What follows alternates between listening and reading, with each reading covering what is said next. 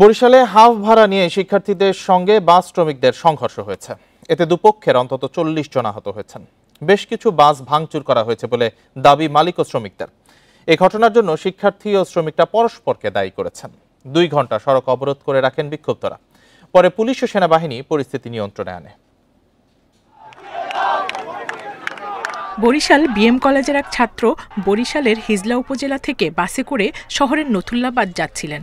এ সময় হাফ ভাড়া দিতে চাইলে বাসের সুপারভাইজারের সঙ্গে তর্ক ও হাতাহাতি হয়।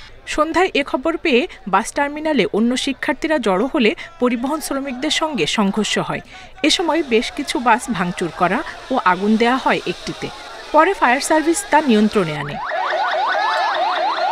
শিক্ষার্থীদের অভিযোগ, বিএম কলেজের ওই ছাত্রকে মারধর করার খবর পেয়ে তারা বাস টার্মিনালে গেলে তাদের উপর হামলা চালান পরিবহন শ্রমিকেরা।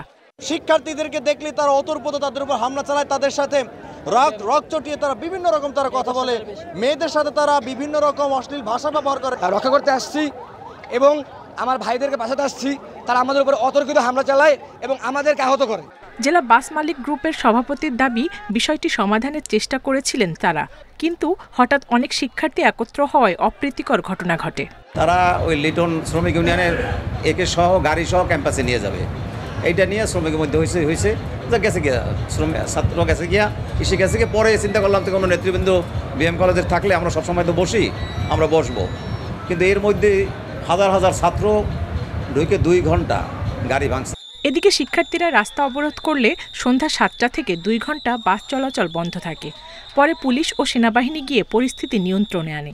স্টুডেন্ট ভাড়া দেওয়া নিয়ে তর্ক বিতর্ক হয়েছিল, এটা থেকে সূত্রপাত। তখন অল্প লোকজনরা শ্রমিক নেতৃবৃন্দ এবং ছাত্রদের পক্ষ থেকে তারা বসে একটা অ্যামিকেবল সেটেলমেন্টের দিকে যাচ্ছিল, কিন্তু যে কোনো কারণে আবার একটা উত্তেজনকর কথার পরিপ্রেক্ষিতে আবার এই অ্যামিকেবল সেটেলমেন্ট আর হতে পারেনি।